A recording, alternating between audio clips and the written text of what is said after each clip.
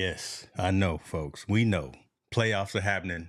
We know NBA playoffs are happening. So the live audience may be light, but listen, Team No Sleep is going to go down either way. And listen, we cross country today. Montel Allen, where you at right now, man? Listen, I'm in Minnesota, man. Minnesota doing my thing, and I'm always on my slide, brother, man. Look at Always on. this right here. This brother is straight up brand ambassador, Yes, sir. NIL money. Got to hold on, support my sons hold NIL. on. Let's do that one more time. Always on my slide. Always on it. Got to be on it all day, every day.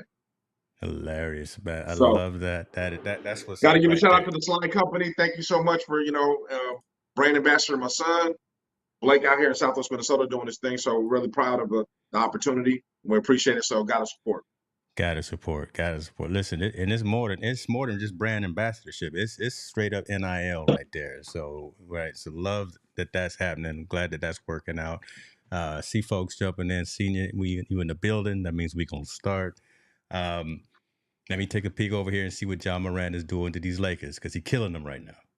Oh, right now it's Memphis is 106-82. Yeah, Josh acting like he really trying to play tonight. He's not out there. I was making jokes beforehand. He's not out there flashing game signs, and he's not out there. He's not out there doing the gritty right now. He actually shooting.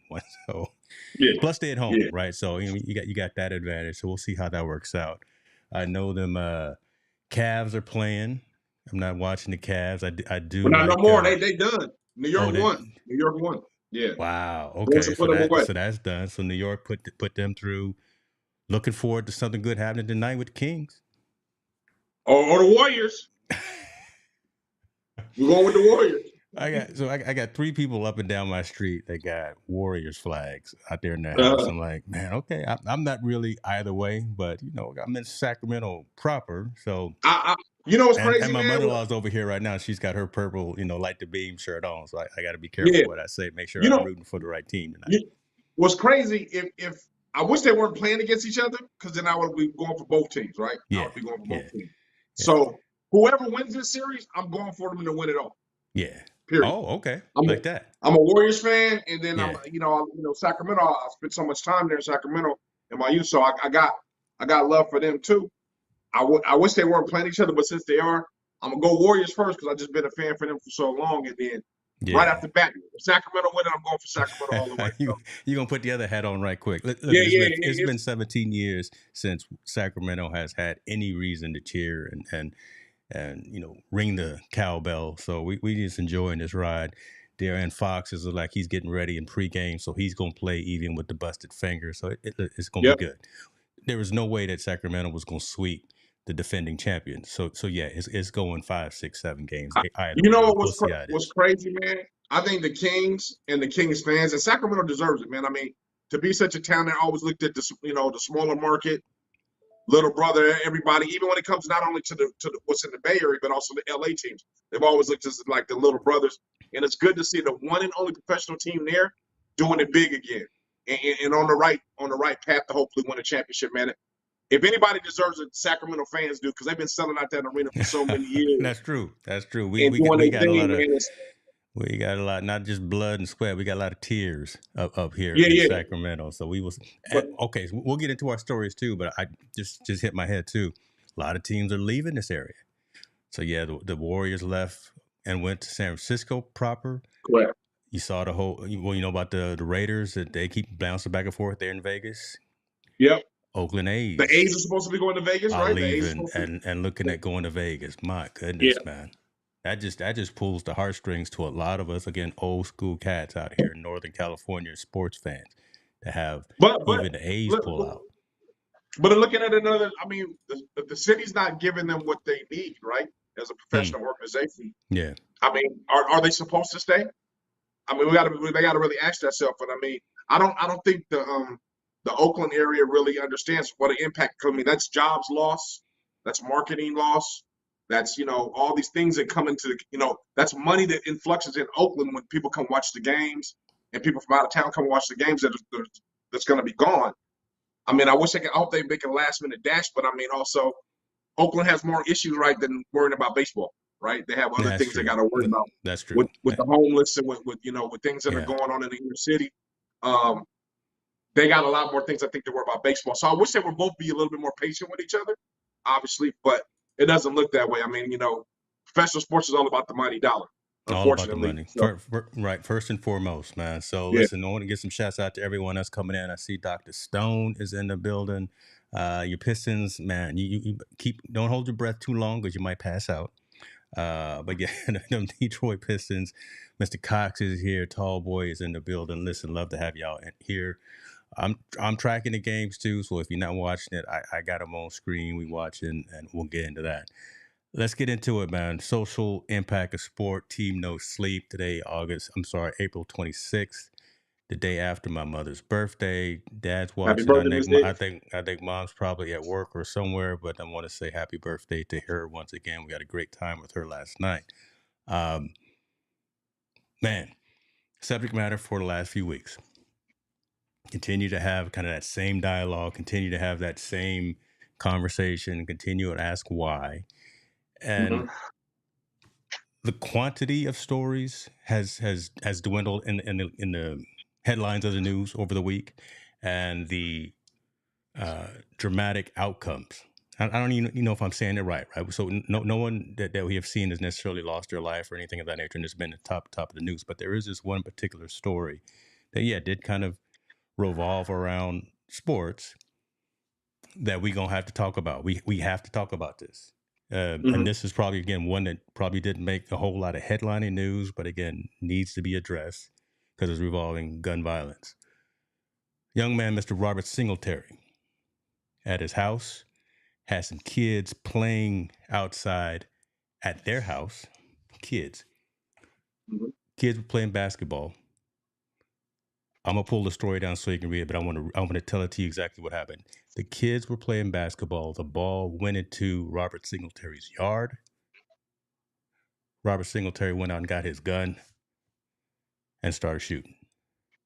This man right here started shooting, hit this young girl in the face with a bullet. She would have lost her life if it wasn't for this man right here, which is her father, who shielded her from the gunshots to protect her. He unfortunately took a number of shots to his body, but here is the story that we're starting off with today. This man shoots at these kids that are playing back. I'll actually read it right now. He's been charged with 4 counts of first-degree attempted murder, 2 counts of assault with a deadly weapon with the intent to kill or inflict serious injury, and 1 count of possession with a firearm as a felon.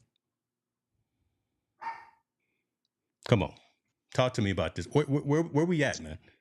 Where we at? I don't know. Why are we shooting at kids? What is it? 6 years old?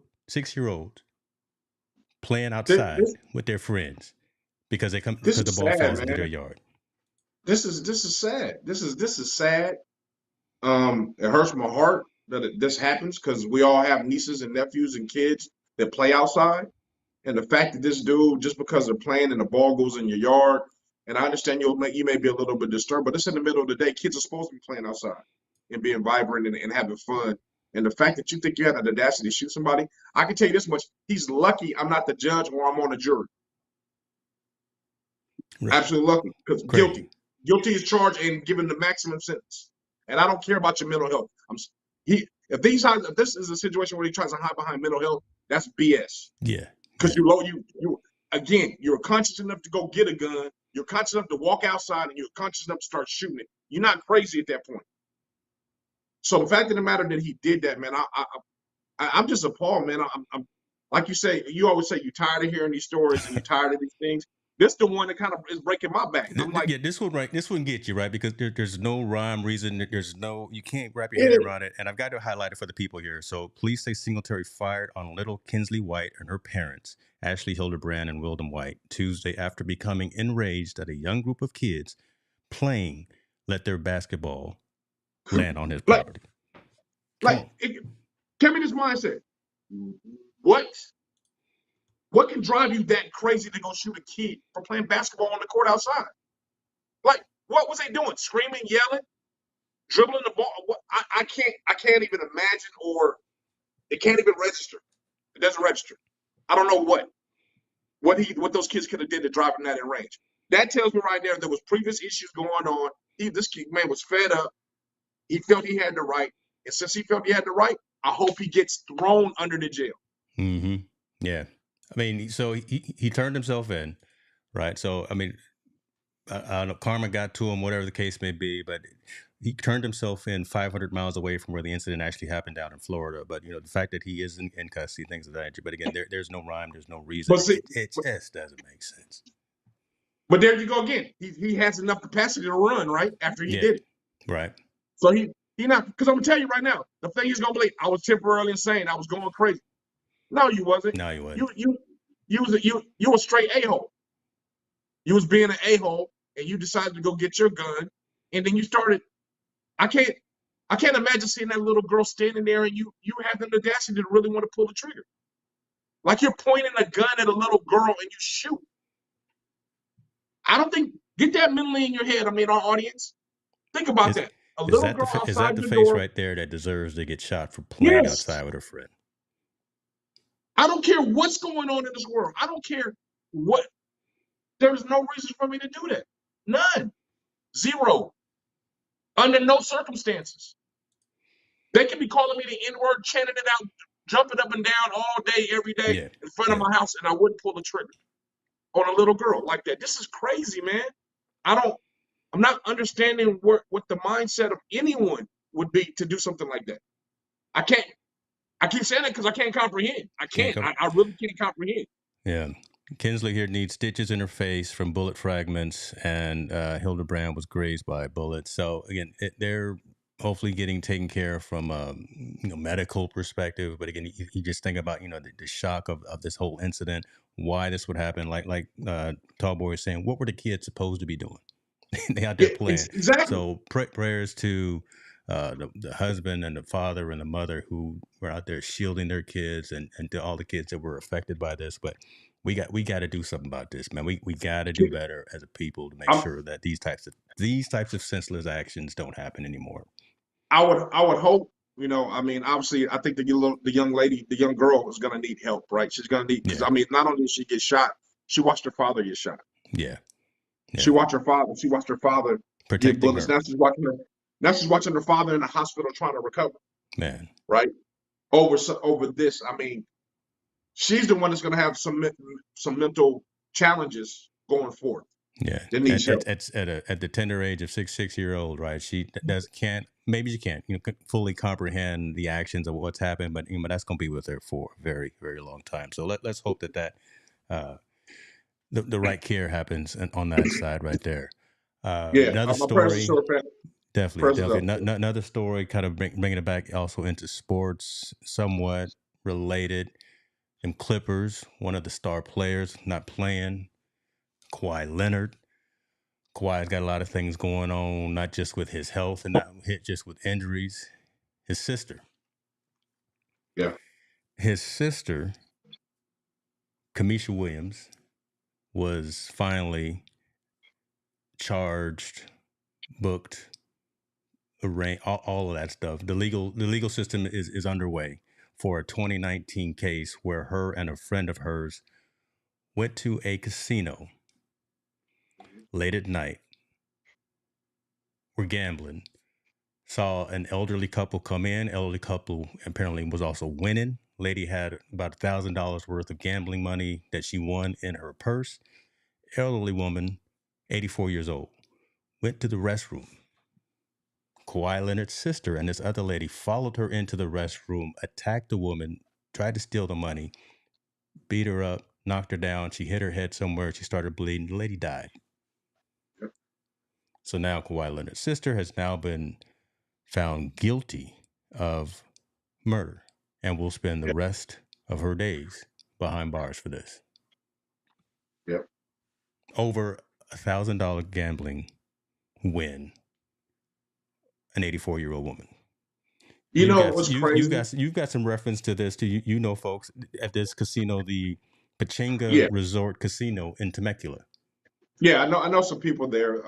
It's crazy because you got to think of it, and I think I'm not going to speculate. I don't know things, but I think drugs were involved. I think his sister was heavily involved in drugs. To be honest with you, But the situation is crazy. 2019, remember Kawhi Leonard signed a $100 million contract at that time. So the fact that she's in a mindset where she has to be desperately to go get $1,000, where you can't call your brother who's $100 millionaire to get $1,000. There has to be some type of thing that's going on there, the family dynamic. But I mean, I don't believe they went in with the intent to kill this old lady. I don't think they went in there. I think they went in there to rob her. Doesn't make anything right. But the fact that it's there, I mean, it's a sad situation all the way around. It's two women are going to be charged with murder. A grandmother lost her life. And now the surrounding family, and when this happens to be famous, I can only imagine how it's affecting him. See, I mean, that's another part. I was gonna say that's another part of the story, right? Yeah, the tragedy and the horror. The woman lost her life, and two people have been accused of murder. But you got the person now that's in the limelight. Not you got the person who's out here supposed to do their job and perform. Well, now he's hurt, but he can't do it. But we are now, as fans and spectators in the third party, we looking at Kawhi and saying, "Man, what's wrong? What's going on with you? What's going on in the Leonard household?" If whatever is going on, you got to understand that's his sister. Regardless, what you think about her and what she did in her crime, that's his sister, and he's helpless in the situation. Can't do anything, right? Can't do anything to help your sister. Can't do anything to get her out of the situation. Can't do anything to aid the situation. So that part you can't do anything. So he's probably getting scrutiny from family. Yeah, family's getting scrutiny, period, because of this situation. And just the mental aspect, you got to deal with it. I'm never going to see my sister outside of a cage for the rest of my life. That has to be something crazy. And let's not forget about the victim's family, right? Hopefully that brings closure. It doesn't make anything right, but they bring closure to the people that did it now are charged with the crime and have to pay for it. But this is screwed up all the way around, man. I mean, it's just screwed up all the way around. This is a senseless crime. We're starting to get the stories, right, that were more open-ended and had kind of we could Monday morning quarterback them and say, yeah, this is what we should do. This is what we would do, right? We could be the old heads and say, but these first two stories, man, I just don't get it. They're senseless acts. One's a senseless. They're both senseless acts of violence. For one, and two, man, I mean. This is something that's crazy because, again, like I said, you have a sibling in your family that's worth millions. Mm-hmm. I mean, and we're not talking about we're talking about hundreds of millions, right? Grown folk money. Kawhi got real money. And you feel that you have an audacity that you'd have to go back there and rob somebody, not only rob them, but to the point where you kill them. You know what I mean? So, man, it's a lot of different dynamics going on, and all of it's bad in this situation. Man, I pray for the family. I pray for the family of the victim. I pray for them. I hope they got closure. I understand what it's like to lose a loved one, especially to violence. I understand my brother was killed. Mm-hmm. Mm-hmm. I get it. I know, and it takes a long time. I can't imagine my mother being robbed and her being killed. Yeah. And so Kawhi also knows that whole situation as well because he lost his father to murder back in 2008, right? So I mean, there's all of this compounding, from him. Again, he's not responsible for what his sister did, but he's got these injuries, like Kevin was saying. He's got a torn meniscus, so he can't go to work, right? He's still got guaranteed money. Go ahead. But what happens when you can't do anything? You think, right? Time is a devil workshop, right? You start to think. It's a mental game at that point. Hey, hold on, Chris Stone. Hey, Chris Stone, can you clip that right there? What Montel just said. He said, "Time is the devil's workshop." I'll repeat it. Time is the devil's workshop, man. It allows you become dark. You become all those things when you're in that situation. Wow. And I don't care who you are. You go into deep thought. Yeah. Man, you reminisce about the good times. You reminisce the bad times. You wish you could have helped. I wish I could have did more. I wish I could have did this. I wish I could have been in this situation. You start to go through all those scenarios, especially when you're in a person of injury and you're in a dark space, right? You can't do what you normally do. Those dark spaces bring out those thoughts, those kind of thoughts. So I can only imagine what he's going through. And you got to think, the pressure's on him to win, right? Win. They lost. He's hurt. Again. Again, I'm hurt again. And not a minor injury. That's a major injury. I got to go through all these things again to go through. My sister just got sentenced to life in prison. My dad died 10 years ago to murder. I got to deal with my family, just my family dynamic, what's going on, because my mother's probably mourning about my sister situation. and now this brings up all those feelings about my dad. I mean, there's a whole bunch going on there for him, and that's just him. And he's a person that's not involved in any of it. He's not responsible for any of it.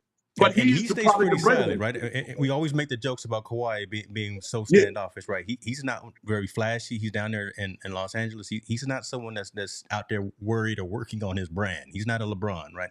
man. He's You know what's funny? Him when he signed this deal, when he first went to the I think San Antonio, even I think when he got traded to the Clippers, he drives the same I think 1998 Chevy truck that he had in college. I kid you not. I They did were see a making a story joke about that. about it. Yeah. They were taking a joke about it. He drives the same exact car he drove. He goes to college, and this man's worth hundreds of millions of dollars. So you kind of know what kind of person he is. He's not the flashy new guy, but I do believe he's an introspective guy, right? He internalizes a lot of things because he doesn't show his emotions like that. So I can only imagine his family dynamic and this situation is going on with his family, how he's internalized that. I'm sure he feels bad for the family. What is he, what can I do to help the family maybe, or express how I'm so disappointed in my sisters and my sister's action, but I can't do it too much where it's a situation where people take advantage of me, right? Where he gets pulled into the Yeah, conversation, right? yeah, he can't. Man, it's a whole bunch, and I feel sorry for him, man. I really do. I mean, they always it's say a money. bad time. It's crazy. They always say money doesn't bring happiness, right? I mean, we can look at Kawhi. I don't think all the money in the world he has can't fix these situations that's going on in his life.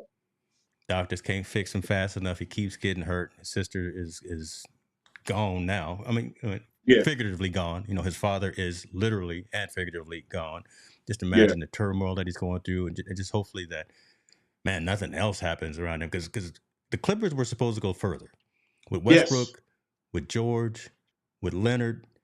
Ballmer put out a lot of money, right? But Ballmer put out a Norman lot Powell, of money. I mean, they got the nucleus, right? But they can't stay healthy. Can't stay healthy. Or they can't stay healthy. So basketball, I think, will take care of itself, though. Obviously, I think it's a sport; it'll take care of itself. I think more so the real life stuff that's going on in this life, man, is a lot more difficult challenges than putting the ball in the hoop right now. So, I mean, being a fan, obviously, I wish him the best, but my prayers go out to the Victor's family, and I hope, like I said, the situation brings closure to them. Craziness, man. Craziness. All right. Those are the we only got 2 stories today. Hold on. Wait a minute. Let me do my screens right, because I see. Look at this brother over here, brand ambassador. I need to get you some sound triggers too. Hold on. On my slide, bro. I'm gonna get that one, but hold on. Do it again. Here we go.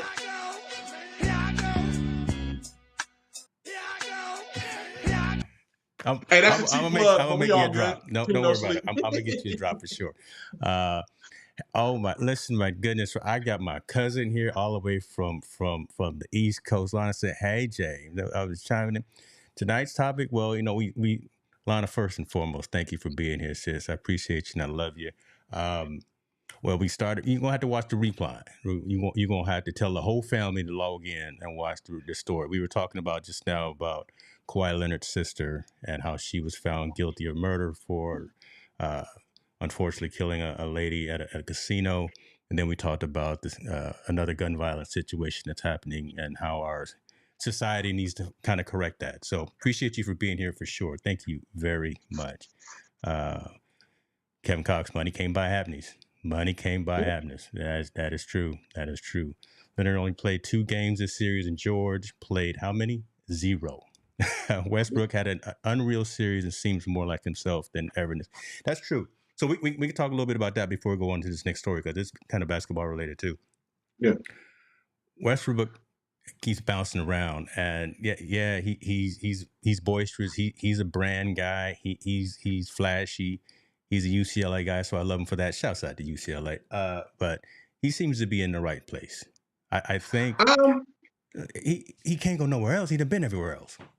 I mean, he'd have been everywhere else. I think he's revalued. His value has went up tremendously. Yeah. By the way, he's played with the Clippers. Yeah. Now, me personally, I hope he stays with the Clippers because it does seem like an ideal fit for him, and he's happy that he's back home in LA with his family, and it just seems like a 180 from what was going on with the Lakers, right? I don't want to say 360, but so 180 from what the Lakers was going. Yeah. Lakers, they probably put him on the bench. They said he couldn't play.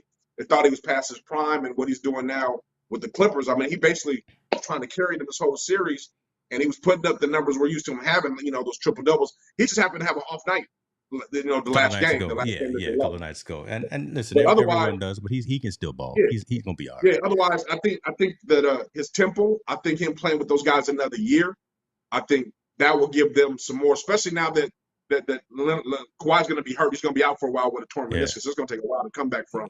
I think just him and George and with Norman Powell there and the rest of that squad, I think they're going to be able to do some damage coming in if Westbrook decides to stay, because he's a free agent. He can leave if he wants to. Well, he's talking like he's down with him. He's talking like he wants to keep wearing that Clippers. Well, I know that's the business talk, but you never know. But they're the team. I think he's a loyal guy, man, because I think that's the team that believed in him when the Lakers wanted to get rid of him. That's the one team that said, we want you here. We believe in you. We believe in your style of game.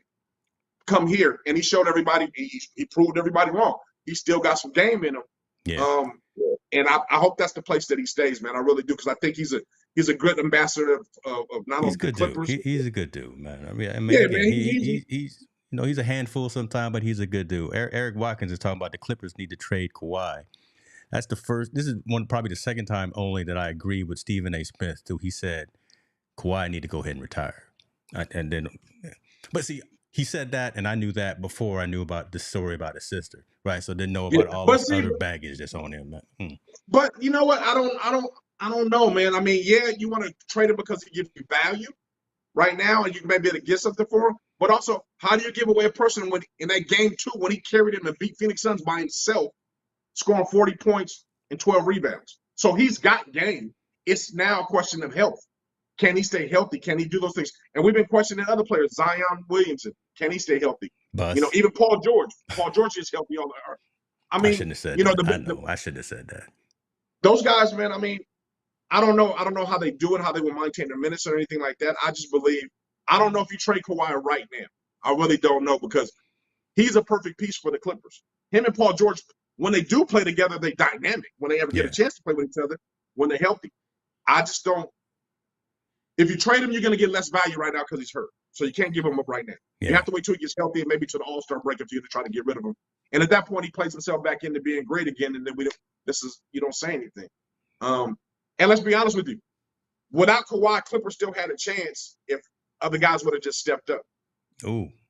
Because they were in the game for a while until Devin Booker just took off, and Westbrook couldn't really make a shot. I think he was like 5 for 14 or 5 for really, really dismal numbers where he was putting a 37 or whatever like that. I do believe the Clippers need to get another scorer off the bench. That's all. Norman Powell's a guy that comes off the bench for him right now. They need another guy that can score in a low post, and I think they'll be all right. Batum didn't show up at all, so that was one of the issues. Batum didn't show up. We're all these professional athletes that have made it to the league that are sitting on the bench. Okay. They got in foul trouble. The dynamics worked against them. And let's be honest with you, man, they're playing against one of the best players in the world, Kevin Durant. And Booker looked like a superstar game. Booker a bad man. Chris Paul trying to.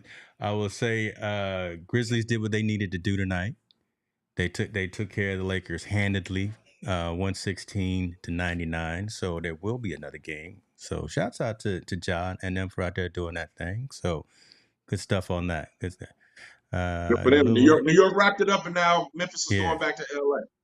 So now we're waiting on Miami's beating Milwaukee right now, 31-24 in the first quarter with a minute left to go. That's true. And then we got the Golden State and Sac coming up. That's all good. Lon, I appreciate you. Yeah, what is it? It's East Coast. It's 10 o'clock over there on the East Coast, and she got to go out there and deal with them good jobs in the morning. So she got. Tell her to stay with us. Let's stay till 10:30. We good. So she got to get some good sleep. So yeah, tell everyone to check out the show. Obviously, tell them if they can come over to YouTube and check it out as well. That's where we at for sure. So appreciate you, my friend. Appreciate you and love you. Back to these stories right here, basketball related as well. Anthony Edwards, listen, he's dynamic. Timberwolves got a winner in him in terms of his ability. They didn't make it, right? They got taken out by the Nuggets. Joker out there is doing this thing. I still am amazed at Joker and his ball capabilities. It's at 8 feet. I'm gonna call him 8 feet because he just look 8 feet and just looks clumsy, but man, he just does it with such grace. It's amazing. Anthony Edwards was upset, obviously, after the game as he was walking off of the court. Saw a chair, grabbed a chair, threw a chair, and unfortunately hit a couple of employees in the stadium. They got injured, some minor injuries. There's a case that's now filed against him. It's a misdemeanor. It's a 5th level misdemeanor, something minor, right? $1,000 fine. Financial possibly. lawsuit, baby. But Lawsuit. see, I was getting to that, right? A little bit of money, coming from that side, but then they're gonna be, my neck and my back probably from the folks that got hit with the chair. But I understand the emotion after going through a heated series, your team against the Nuggets. You weren't expected to come out of it, but you showed up and you played and you balled out, you, Anthony Edwards. And then when you lose, it's just like some of the cats in football, running off the field and choking folks and running over and doing all that thing, knocking over the cameraman. But yeah, you got to be a little bit smarter out there, right? You can't be throwing chairs at people. Man, why you being so nice? You got to be a lot smarter. That's dumb. Yeah, I'm trying to be glass halfway full, just a little bit full. Just a little bit full. Dumb. I mean, what Anthony Edwards is in his own way from him being a superstar. He gets in his own way every time. That right? Yeah. Okay. Yeah. The comments before. Now I mean, this is an irrational act, man.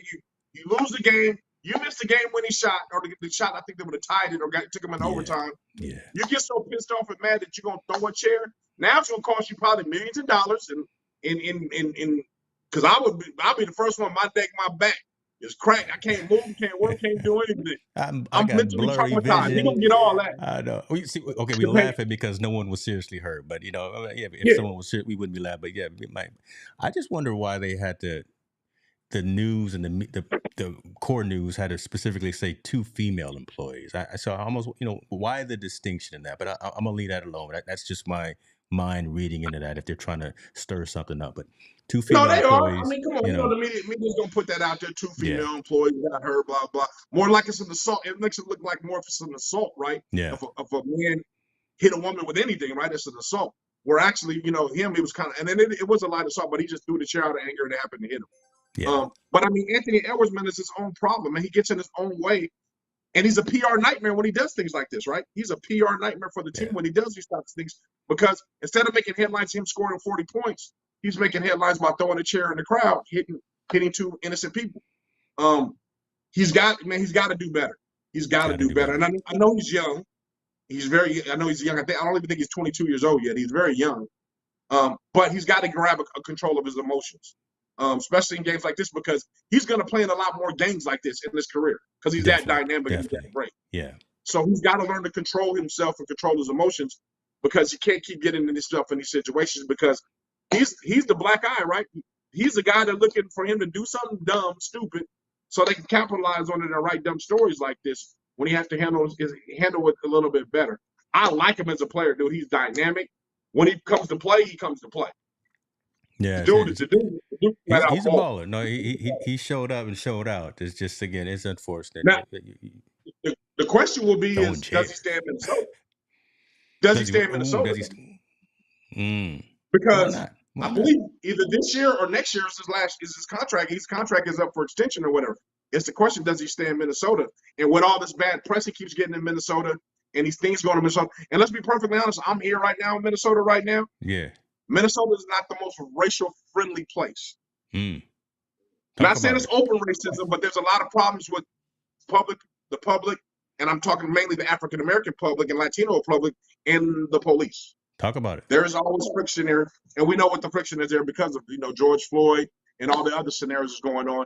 Actually, the lady that shot the young motorist just got released the other day. After doing her 2 years in prison, she got released early. So there's still a lot of tension here, man. So it's a lot of things going on, and the question would be: does he stay? Does he want to stay in this environment? I think that's more so probably what would be on his mind. Is he going to stay here? Because he seems like he'll always be in the bad. He gets labeled as the bad child or the wild child. Yeah. When actually he may not. I don't know if he has. I don't know if he has the clout or if he has the enough credibility right now to say I want to, to call his next shot in terms of where he can or should go. Right? I almost think that I don't know.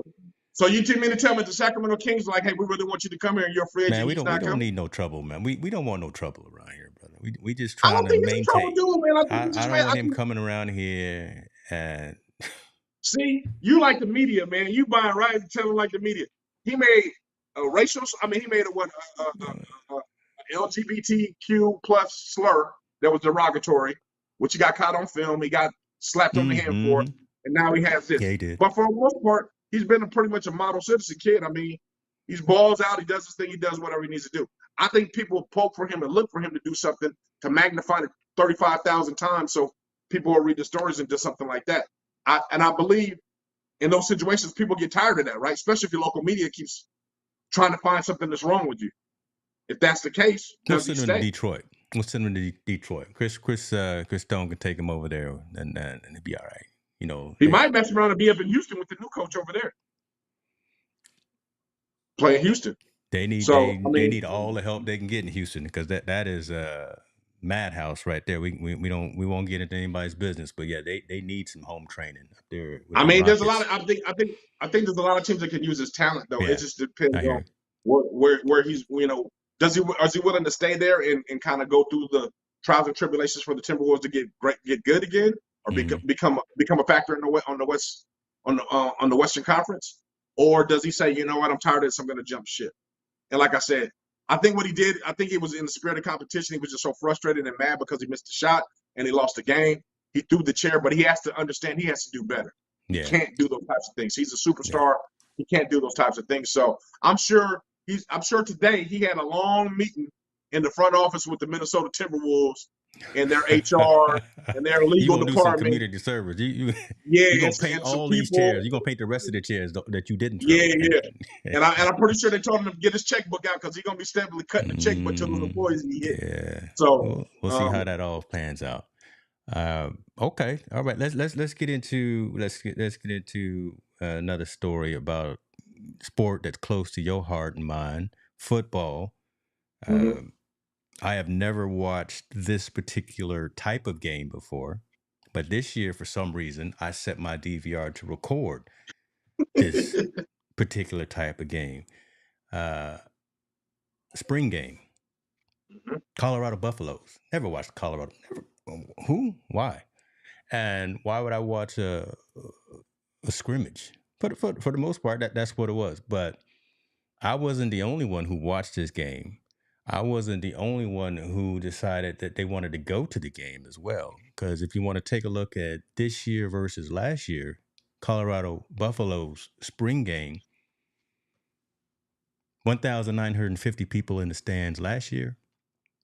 This year on ESPN, 45,000 people in the building watching Deion Sanders parade his squad out there for a fancy scrimmage game. That's crazy. That right there. You said what it is right there, what that man has done. Here, there used to be that show on ESPN called Numbers Don't Lie. 1950 versus 45,000. That's crazy. You can't deny him that right there. What did it? He's a culture changer.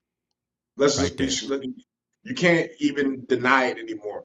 Deion is a culture changer. He's changing the culture, the dynamic that's there. Obviously, people in Colorado are super excited about what's going on with him and the team and everything that's there. I believe it's great, but this is dangerous. And the reason why I say it's dangerous is because if Deion is not successful, if he's not successful, he's going to be a short leash on him getting another coaching job. He'll be able to finish his career, his job out of Colorado, but he won't be able to get another big major coaching job, I don't think, if he's not successful there. What's your definition of success? What's your definition of success? Is it wins, so it's not butts and seats. It's not this exponential number here, 1950 versus 45,000. It's actually when the season starts. Okay.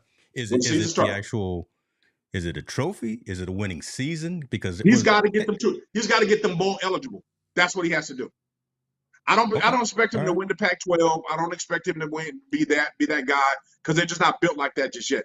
but he has to get them bowl eligible in the next 2 years. That means he has to win at least 6 games in the next 2 years. That's going to be tough in the Pac-12. Because just it won't.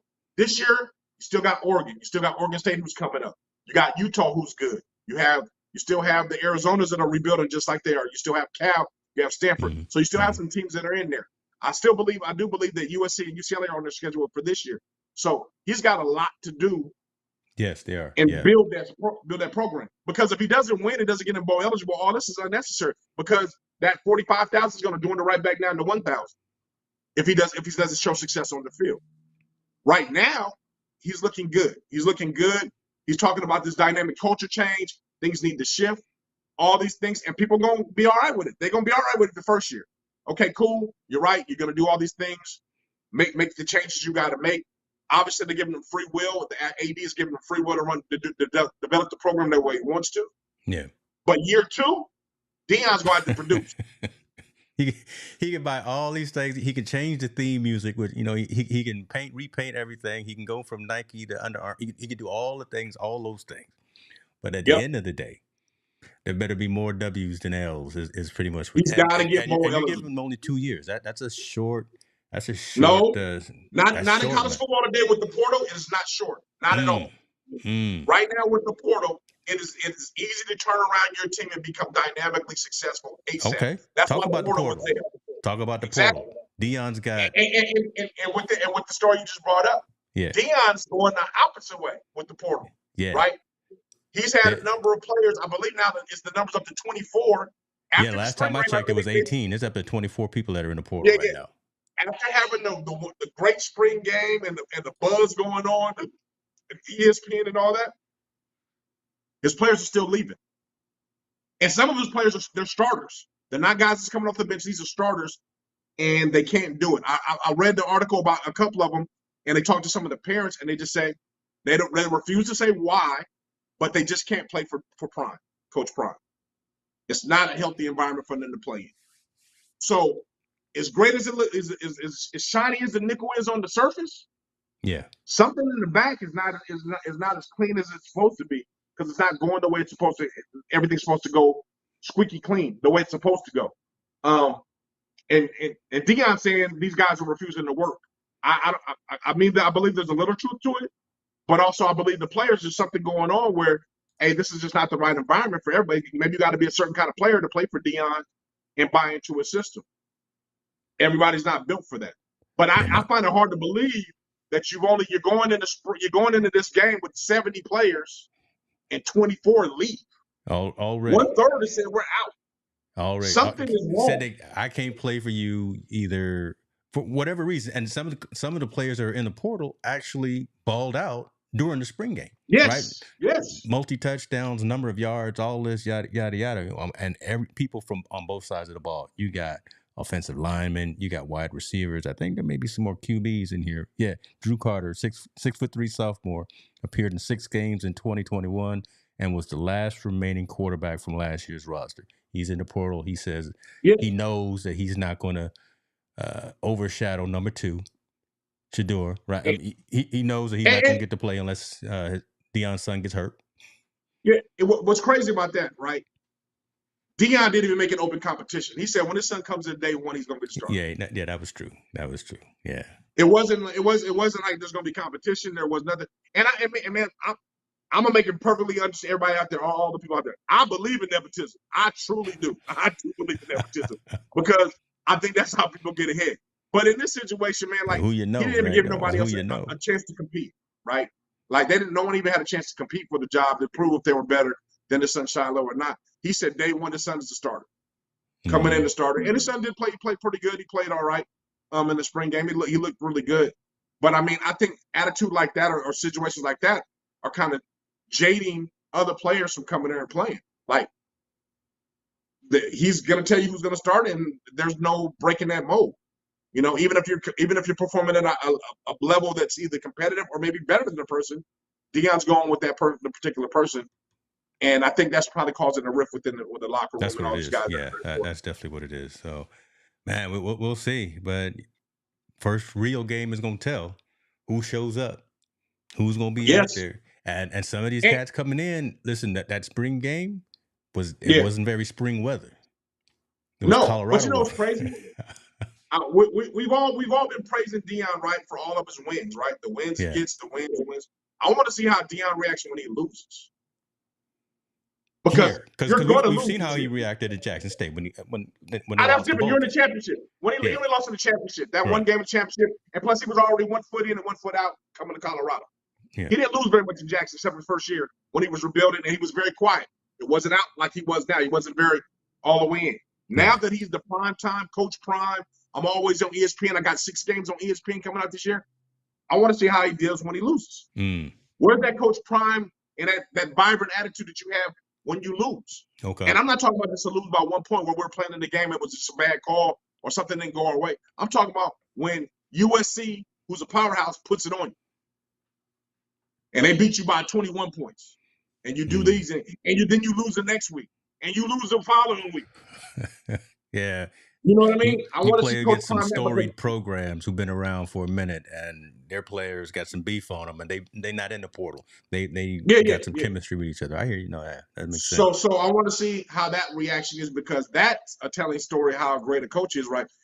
Everybody's great when you win. It's how you perform when you lose. How do you make corrective mistakes when you're losing in order to become a winner? How do you make sure you make all these changes? So winning is easy, bro. When you win, it's easy to digest and be the great guy you are. It's harder when you're losing.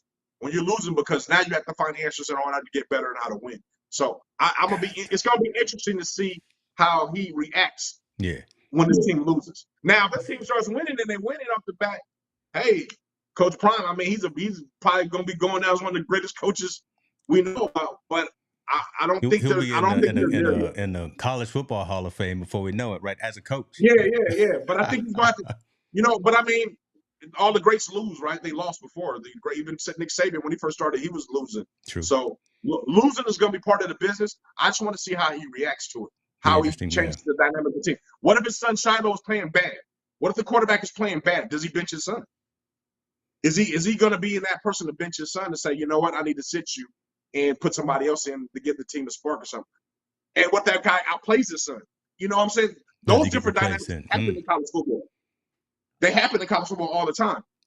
But I want to see how this story plays out. I don't know if we've seen it to this level, right? Where again, you're the head coach and your son is the star player for the team. We saw it a little bit with the NCAA men's basketball team, where the coach had his son on the team, but right, his son wasn't a starter, and he let him play the last 2-3 seconds of the game, right? So completely different dynamic. But will Deion be courageous enough to say, Shador, listen, you're not doing it. I'm gonna sit you like Tua, or I'm gonna sit you like oh boy, Jalen Hurts, and I'm gonna bring in Tua, right? Yeah. What's that gonna be like? And that dynamic's closer, right? Because it's my son. It's my son. It's the person I believe in the most, the person I love the most. That's out here on the field. It's the person I want to invest most. How are we going to change? How I'm going to take that dynamic and bench him if he's playing bad, or the team is getting blowout and I got to put somebody else in, or whatever the case may be. Yeah, he has it's a different ball game now in the Pac-12 than he is in Jackson State. Not saying Jackson State wasn't great play and all that and good, but the level of competition is going to be that much higher. It's dramatically better. Yeah, it is, man. We can say what we want to, and y'all can say what you want to. It's just a different squads out there. Let me give you some shouts out to some folks in the comments. Tony Davis, see you, man. Appreciate you for being here with your commentary as always. Motivated Minds. Hey, you owe me an email, brother.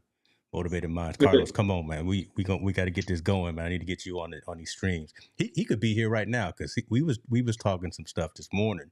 And bro, hey, we gonna get Motivated Minds on this show too. But okay.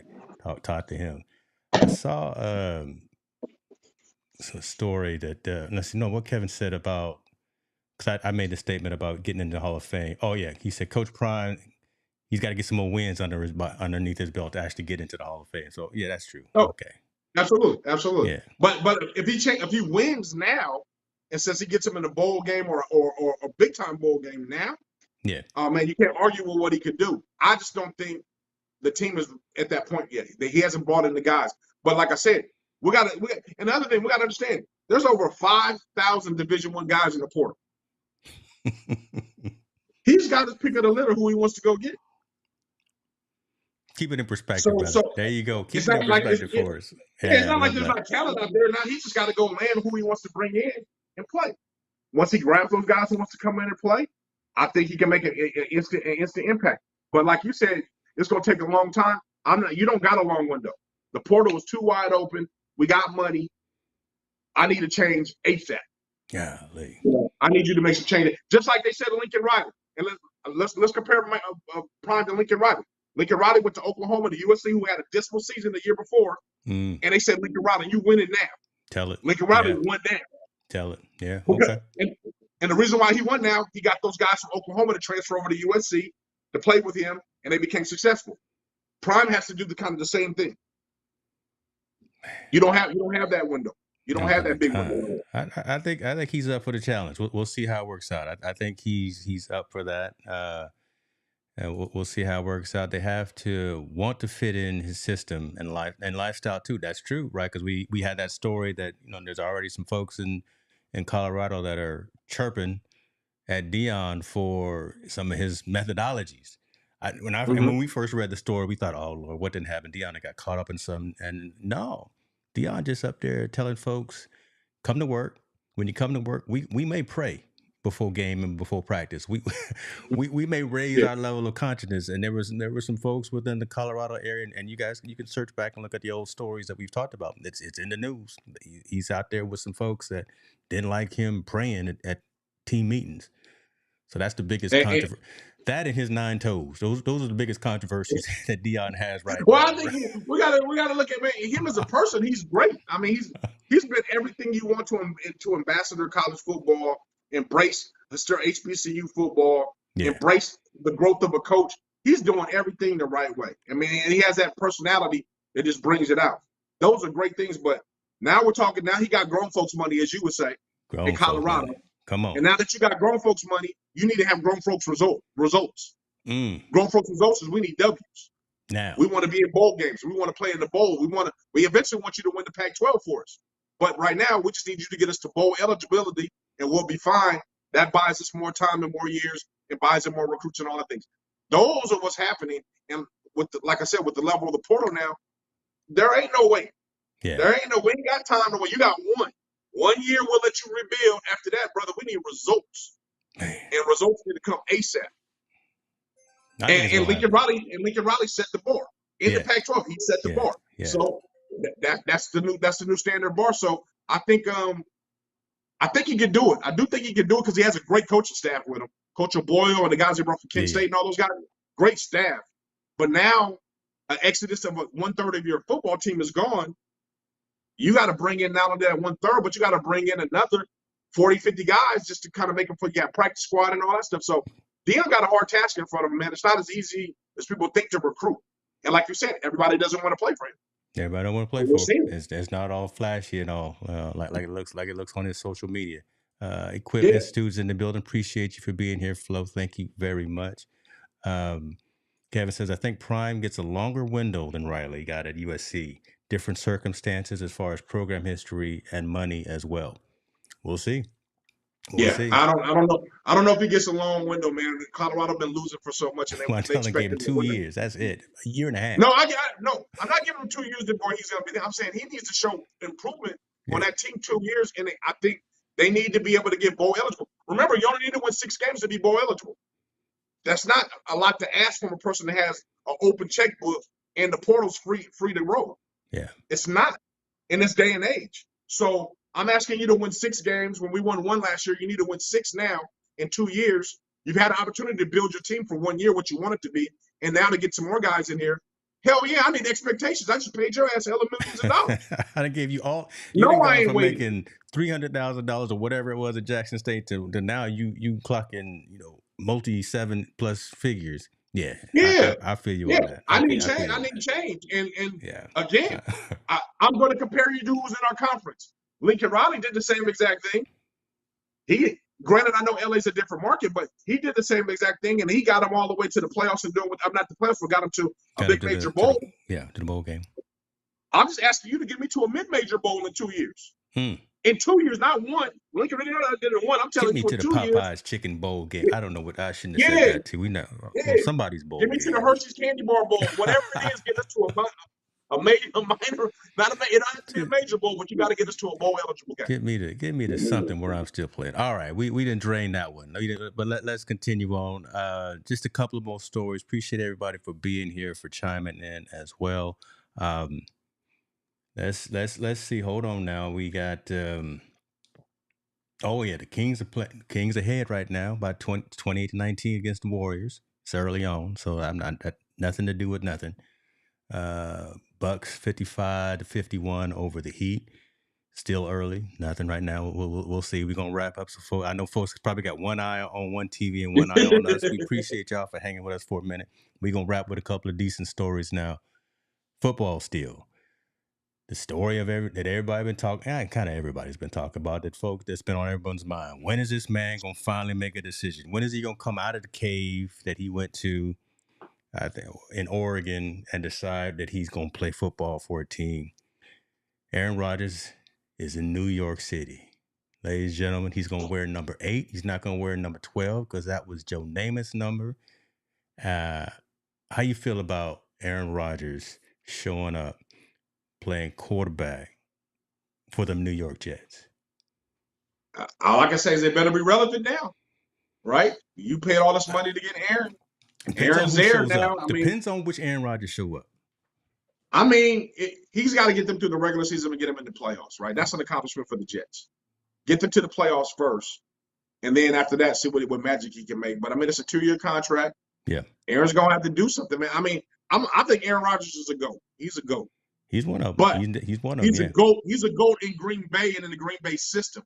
I don't know how he's gonna look in the Jet system. I really don't. I don't know how that's gonna look. I don't know how it goes. We already know football is about injuries and all that stuff. So I'm wishing for him the best, but he's going to have to get through those Bills and get through those Dolphins and the New England Patriots. Say that right there, right? He got to get through them Bills. He got to get through. Yep. Who would have thought? Where Andrew at? We got to get through them Dolphins. Yep. He got to get through them squads. You know, the Jets were terrible last year. They were. They were. Well, you got to get through the Patriots as well. So you got to get through all those teams. The Patriots, they may not get on offense, but they got to get through Belichick. Yeah, and Belichick is a mastermind. It is what it is, man. I mean, you got to figure that out. So if Aaron can get him over that hump first and get him in the playoffs, that's a success right there. Yeah, that's why I say which Aaron shows up, right? Because again, while this past offseason, all the conversations he was saying, I just want to get another MVP. He wasn't talking about, the ring and all that and building a team. He says, man, I just need to get that next MVP trophy. I'm like, wait a minute, where your mind at? Where your priorities at? But then he went, hung out in the cave for a week, came out, and now he got a green jersey on. So we will see, man. We're going to see. I mean, the proof will tell, right, when he gets in the camp and he does his thing, and then, and then he does the regular season. That'll tell what Aaron Rodgers is going to be able to do in the Jets. Jets got a good squad, though. They got a really good squad, so hopefully maybe he's the missing piece. My thing is, what did they do with Zach Wilson? Because they invested a draft pick in him. Exactly. We were so high on him a couple of years ago. He just going to have a headset on now. He just going to have – man, that's terrible. Yeah. Zach lost his job in the match. He sure is. Zach was balling for a minute, and then as you take a little drink of your green slide, your New York Jets color slide. Zach Wilson just sitting there with the clipboard and the headset on now. But hey, he's learning from one of the GOATs, so hopefully he absorbs that. And hopefully, exactly. Hopefully he absorbs that, and he wants to be a part of that. And then he can learn from one of the greatest. But if he does, ego right now. Ego kind of sets in. He felt he was their number one draft pick a couple of years ago. Who knows, man? But I do believe Aaron is going to do some magical things there. I hope it's enough. I mean, we're going to see. Man, when's the last time the Jets been in the playoffs? I mean, since Bill Parcells. I can't count that far back. Last time they had a trophy, Super Bowl III. Yeah. And, I don't expect Aaron him to walks get in the door Bowl. making jokes, talking about Super Bowl III trophy look lonely, man. You don't pick at the wounds like that. And you don't walk. I don't think he's getting to the Super Bowl. I don't think that. But I do believe they're not going to be that dynamic. But I hope between us, I hope he can get him to the playoffs. Yeah. If he gets him to the playoffs, it's a win. It's a win. Rodgers is a guy who can do that. He can do that kind of Yeah, thing, and he can find. yeah. They're all professionals. All his receivers professionals. They wouldn't be in the league if they weren't. He can throw somebody open. He can work on the chemistry. He can get the body language and his signals. They can win some games. It just they're not going. We'll make the call right now. Right, April 26th, 7:32 p.m. Pacific. They not going to be ready for the Super Bowl this year. Boom. No, And, no, and, no. We ain't and gonna. watch and watch We this gonna though. be there. Hey, I was gonna say we gonna be at the Yeah, Super we Bowl. gonna be there. So we Don't gonna let be the there. So Jets be I'll let there, you know. bruh. We can interview Aaron or not. If we get Aaron on the camera, we be That would be so. That would be. I will. Okay, I'll be so crazy because folks. If you don't know yet, Team No Sleep will be at the Super Bowl this year coming up, and if them Jets are in the game, I will do my part and try to track that dude oh down to get a sound bite or man, something to get him on the show.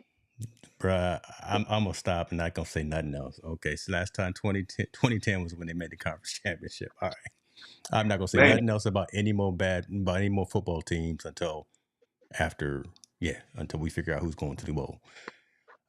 Last story, I already made a shout out to UCLA. Oldest is out there doing her thing, making big things happen. They got some great teams out there for sports.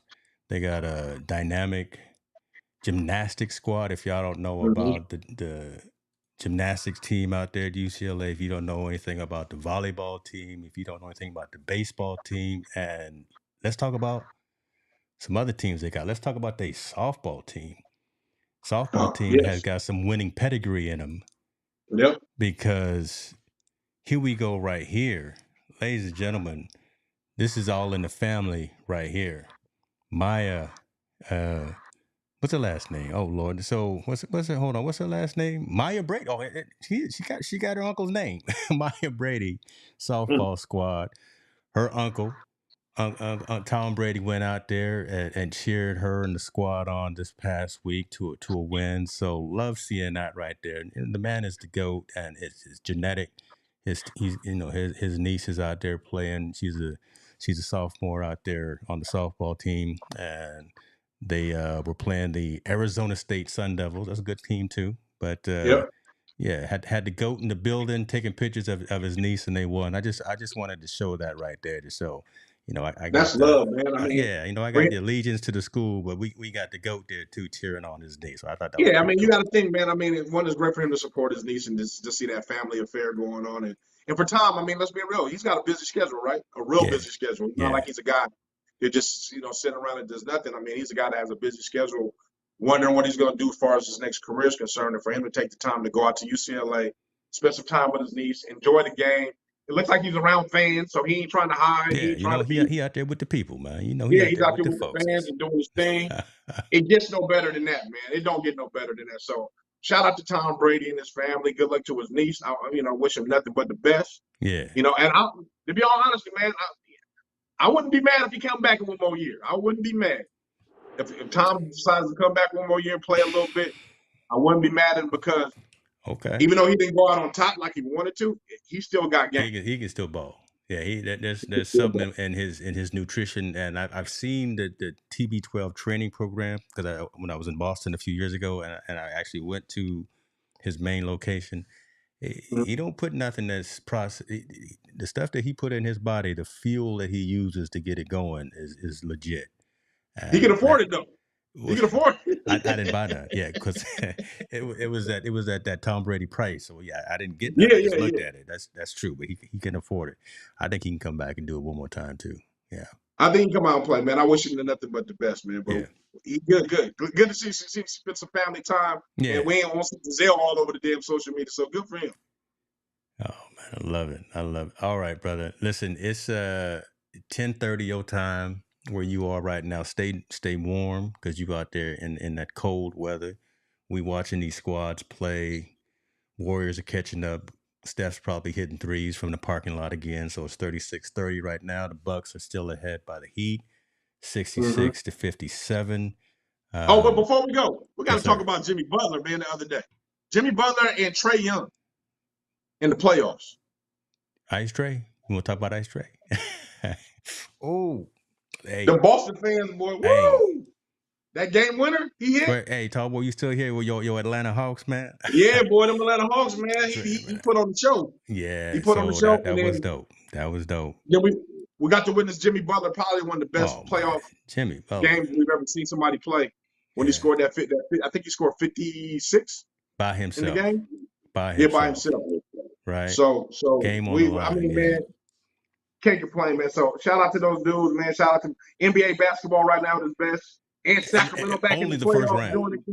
Think about this. This is only the first round, and we having all these feels and all these emotions about what's going on. We're seeing all of these people excel. Man, it's crazy, right? Jimmy Butler lost his mind. Lost his mind, boy, in that game. He was balling out.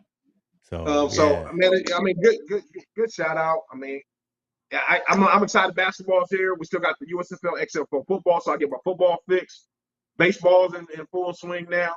Don't know who's winning, but I know they playing hockey's in full swing. Yeah, it's the best time of the year for sports, man. I truly believe. It's a good time. I love it, brother. I love it. It was a good show. Glad we were able to do this. I'm glad we had somewhat more of a positive trajectory here. We had some stories that still needed to have some dialogue on it, so hopefully you guys bear with us as we talked about some of those compelling stories. Montel, go ahead and take us home, though, man. Absolutely. I want to dedicate the show to my niece, Kiana Van Hook, and my little nephew doing these big things, Keyshawn. But always, everyone, get comfortable having uncomfortable conversations. That's how we grow. That's how we go. Hold on. Before we go, Kevin want to bring up Dillon Brooks. We are not going to talk about old crazy Dillon Brooks on this show. This man need to stop. What was it? What he said? He was poking the bear. We not going to mess with him. We not going to let the man that's swiping folks in the package and then up getting suspended. Yeah, he got suspended. We're not going to give him no airtime. You suspended is suspended. I didn't think. No, it was okay. So I don't like Dillon. I don't think he should have got suspended for that. But I think all I know is when we saw the scene of LeBron going up and talking to him before the game and kind of saying, hey. And you know what that remind me of? You know that young kid trying to fight the old man. What they said. I wish we knew what Brian walked up on him and said. But you know what's funny? You know, you get that young kid to try to fight the old man, and then that old man put them hands on him. That's what LeBron did. That's what young kid tried to talk that smack, and then LeBron put that game on him like no other, man. So I mean, shout out to everybody 40+. Hey, talking that, young dudes can't be talking that trash. So it's yeah. Okay. So there we go. There's the Dillon Brooks segue right there. That man, he gonna be gone next year anyway. So that's it. He poking the bear, and he when he is on the court, he's not producing. So bye, Felicia. You hate. You hater. I'm hating. You're a hater. You know what? I'm hating. There we go. We out. Y'all be good.